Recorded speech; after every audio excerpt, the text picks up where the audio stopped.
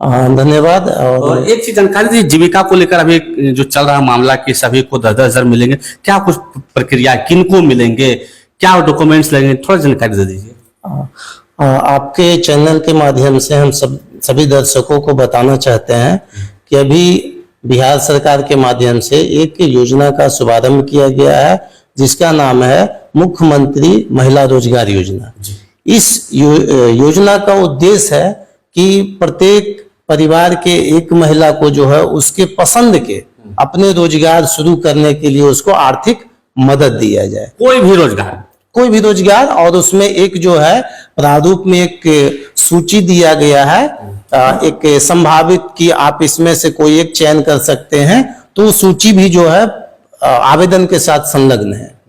Sir, अब उसमें से जो महिला जीविका में जुड़ी रहेंगे उनको मिलेंगे या जो नहीं जुड़े उनको किनको मिलेंगे? इसमें दोनों प्रकार के, जो महिला समूह से जुड़ी हुई है उनके लिए भी और जो नहीं जुड़े हुए हैं उनके लिए भी। जो नहीं जुड़े हुए हैं उनको 4 पृष्ठ का जो है एक आवेदन जो है वो भरना है और जो जुड़े हुए हैं उनको 3 पृष्ठ का एक आवेदन भरना है। जो नहीं जुड़े हुए हैं तो उनका आवेदन लिया जाएगा, ग्राम संगठन के स्तर पर इसका आवेदन लिया जाएगा और फिर वहां पर जो है उनको समूह से भी जुड़ जाना है और समूह से जुड़ने के बाद जो है उसका आवेदन का जो है उसका प्रोफाइल जो है MIS में एंट्री होगा और फिर उनका आवेदन पर भी अग्रतर कार्रवाई किया जाएगा।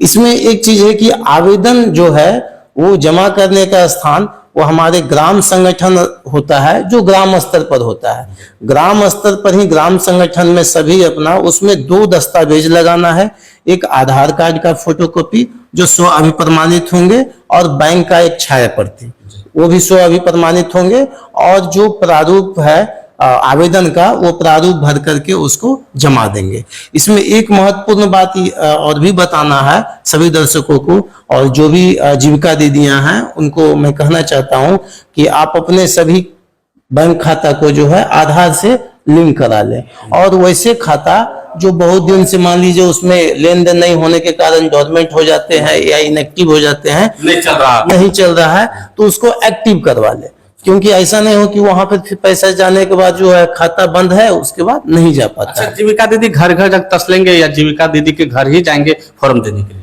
नहीं, फॉर्म वहां पर हमारे ग्राम संगठन में जो है वो CM दीदी काम करती है, तो CM दीदी वो आवेदन लेकर के ग्राम संगठन के बैठक में उस पर चर्चा होगा और वहां पर ग्राम संगठन के जो सभी पदाधिकारी होंगे वो एक एक आवेदन पर जो है चर्चा कर करके वहां पर से उनके द्वारा ही अनुशंसा किया जाना है और वो अनुशंसा हो कर करके और वो वहां का बैठक अच्छा प्रति जो है वो संकुल स्तरीय संघ में ये आवेदन जमा होना है। अभी एक ही घर में सास और बहू है तो क्या दोनों लेने योग्य है?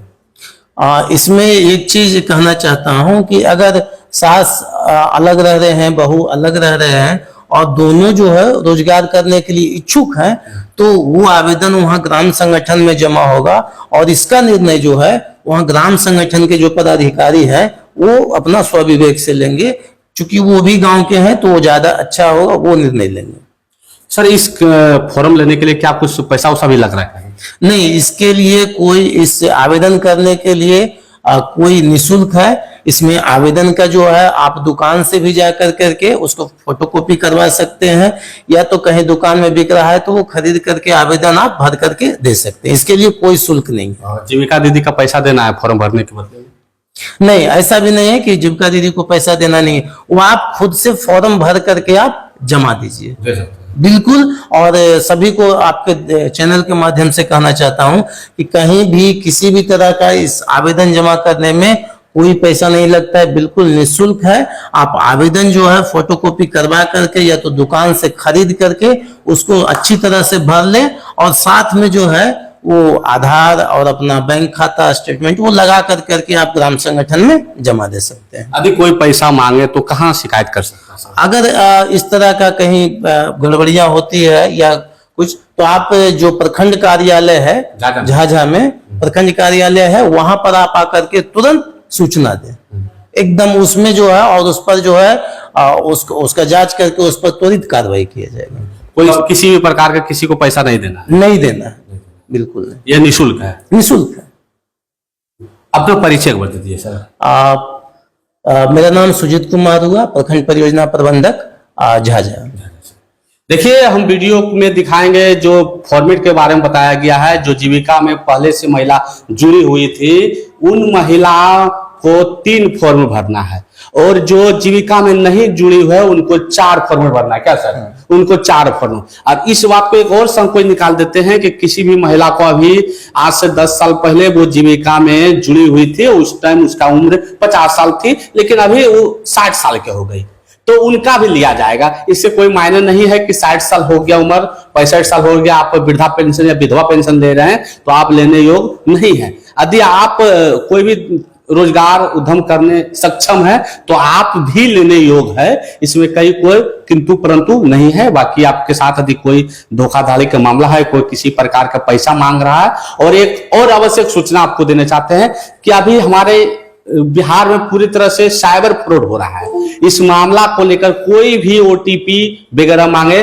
तो नहीं देना। कोई ओटीपी वगैरह भी मांगा जाएगा क्या? नहीं, कोई ओटीपी नहीं मांगेंगे। इतना ही है कि वो अपना बैंक से जाकर के आधार सीडिंग करवा ले और अपना खाता को जो है एक्टिव कर ले। इस मामला को लेकर यदि किसी भी का मोबाइल में यदि कोई कॉल करते हैं कि ओटीपी बताइए तब आपका खाता में 10,000 रुपया जाएंगे, तो सावधान रहिए। इस प्रकार को बताने पर हो सकता है आप साइबर का शिकार भी बन सकते हैं।